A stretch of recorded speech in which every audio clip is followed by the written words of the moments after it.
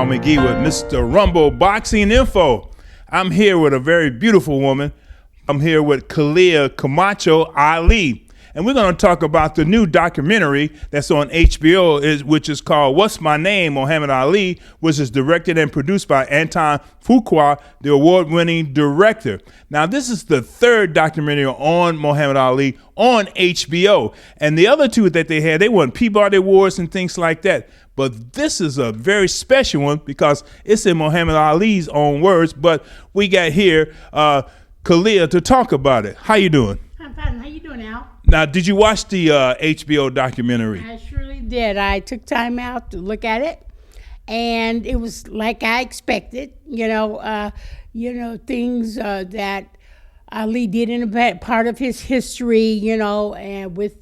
And it was just added his own new words with it. That's basically it. It gave it color and everything. Yeah, you didn't have other people talking and things like that. Because I was surprised. I said, well, I wonder how come you were not in the documentary.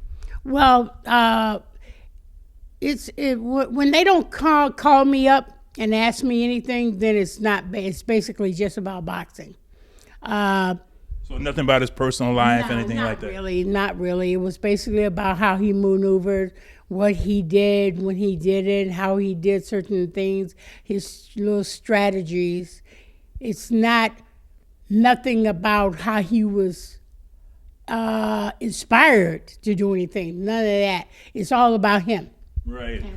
Right. And the bottom line of how he promoted himself, basically, And it's good for youngster who don't know anything about him. It's a good, theory, teaching young people who he was as a fighter.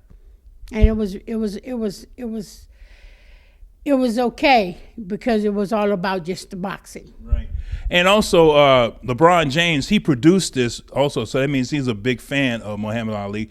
But a young man like LeBron James, he doesn't really know his whole history, I would say. So what do you think? No, he wouldn't know his whole history. He just knows the history of the boxing. Yeah.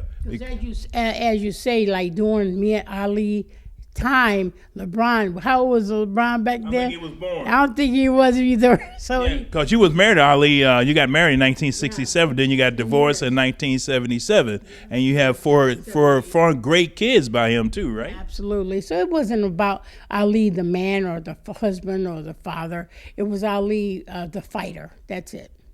Well, a couple of things that I saw was new to me was, yes, it was in Muhammad Ali's own words about how he felt and what he went through, and also the downfall from the government, how they treated him, when he refused to go into the draft. And that's around about the time when you start meeting him, right? Yeah.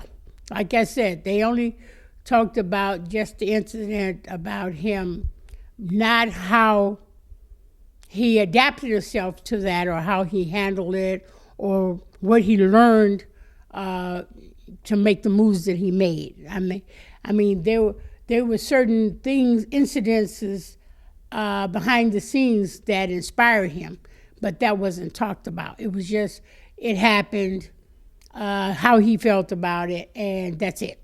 Well, also, one thing they did not focus on, but again, it's only about Muhammad Ali, was how you as a family, you and Muhammad Ali as a family really struggle financially. Oh, yeah, definitely. But that kind of story wasn't on the agenda for this documentary. It was about his recent encounters and he's been around a long time from the Louisville Lip to the Cassius Clay. So they're talking about those eras, right, which is nothing really new to us, but would be new to someone that's never heard about it. Yeah, that's why it's called What's My Name. Right after he won his first championship against Sonny Liston, that's when he became Muhammad Ali. He was friends with Malcolm X, and also he started going to the nations and people like that. Mm-hmm. And then later on, people disrespected him. Mm-hmm. Well, basically, all the things about the encounter with the Muslims and everything, my story will actually give more detail about that era and time. But you're writing a book now about your life with Muhammad Ali, right? Finished. God willing, it should be out in 2020. and it's going to give the background and aspirations and the quality of our quality time together as a wife and as an admirer as well, and then as his wife, and then as the mother of his children. That's a whole different kind of story. Matter of fact, that is a untold story.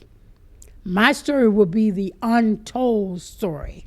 Well, one thing I do know, and it's been published and it's been in other books and newspaper articles too, just how he, you claim he was a sex addict. Well, it's not that I claim it, it's that's what it was in the end part of his life, that he had a difficult problem. And he loved women. He loved having sex. Yeah, most times some men do, but his got a little uncontrollable. And back in those days, they didn't it wasn't called sex addict back in those days. Yeah, they just called it being a man. Being a man, yeah. So, yeah, and it damaged a lot of my life, my family life, and there was a lot of manipulation with women and everything, trying to break my family up to get what they wanted, and those kind of issues wouldn't be in the What's My Name. See, and What's My Name? That wasn't in there at all. No, because that wasn't the kind of documentary it was. The What's My Name started back during the Ernie Terrell days. And Sonny Liston, he elaborated on it, but during the Ernie Terrell days, he actually said it in the ring. And that's when they realized that boxers not supposed to really talk in the ring, but didn't say they couldn't either. So he actually whooped Ernie Terrell in submission to say his name. I saw that fight when I was a young man, and I saw it again. I saw him beat that man until he finally said, "What's my name?" and said his name right there in the ring. He tore his eyes up. He still had those marks to the day he died from when Muhammed Ali brushed his head against the rope and burnt him with the rope. He was beating him savagely. Yeah. You know what? Ernie Terrell was a Chicagoan. And our hometown, by the way, people. Yes, our hometown. Both of us. Absolutely. And, just meeting Ernie Terrell, he was a nice person, and he worked with the community as such. And I just had to ask him, when Muhammad whooped him in the ring, did it really hurt? He says, "Are you kidding me?" He said, "It was the worst beating I've ever had in my life." Yeah. Wow, you were there. You're a witness to that. I had to ask. I was just curious. He said, "Oh yeah, he whooped me into submission, and I submitted." He said, "But I never got whooped like that ever again." Well, let's get to this point when he was really fighting again for the championship. When he was fighting Joe Frazier for the first time. What was it, 1971, and you were still married to him at the time. Mm-hmm. And how did Ali feel, and also how do you feel now that he was getting back into the real world of boxing to make some money? I thought, but that was our whole objective, is to get him back fighting again, and I had great hopes for that. At that time, he had no idea that it would ever happen. I was the source behind him, trying to actually believe that he could fight again, because it was a sad day when they stripped him of everything. Right. And by him becoming a Muslim, they stripped him of his passport, simply because if they had gave him his passport, he could have went to any Muslim country and just lived like a king and never came back to the United States. And also, the night of the fight, you were there in New York, and you were watching the fight, and you saw him get knocked down for the first time in his life. How did you feel? Well, I kind of predicted that was going to happen, because you have to realize he wasn't really. I was the only one that realized, and the people at the camp realized, he wasn't really training at his best, and he didn't train at his best. So it was like we kind of knew what was going to happen. You can be the greatest athlete ever, and and it's very hard, a lot of hard work to train. But sometimes some of the greatest people, our greatest athletes around, they tend to get lazy. And he's not the only one that does that. A lot of athletes tend to just throw their hands up and just get lazy and just does not have that spirit to win the battle. And he was just that lazy. He was just all of a sudden he just didn't feel right. He just didn't give it his best. Do you think he was overconfident that he can win this fight? He didn't have to train that hard at that time? Yeah, he took it negatively, like it could be easy, and it wasn't. He was believing everything people was telling him, and that's the first time I ever saw him not really give the initiative to train. I don't know if he was tired. I don't know what the reason was, but I knew what the outcome would be. And I didn't think that he would actually be that. Like a days go about the training and things yeah, like that? It was not good. And I kind of predicted it wasn't going to. Matter of fact, I knew well that he wasn't going to win, and I was kind of glad in a way, because now when he goes back into the ring and that happens again on a big fight that's coming, he'll learn from it. So I just backed off. Yeah, he did learn from it. He did learn from it. I backed off, and I think it was good for him to do that. Yeah. And then otherwise he wouldn't have won the Foreman fight if he hadn't lost the first Frazier fight. Well, also, when y'all went to Africa for the Foreman fight, that's when y'all started having problems with your marriage and things like that. And also, while you were there, were you afraid that he was not serious about that fight? Oh, he was serious about this fight. Matter of fact, I took my all in all to step in to make sure.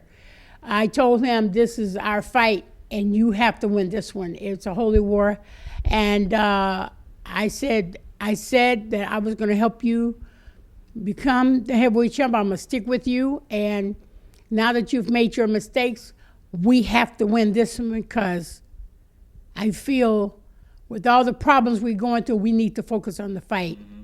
Even though I had issues, I said we have to take all our issues, put it on the back burner, and we have to win this for America. We have to win this for us this time, because we have brought so many black people to Africa to experience the African heritage, the African lifestyle. Right.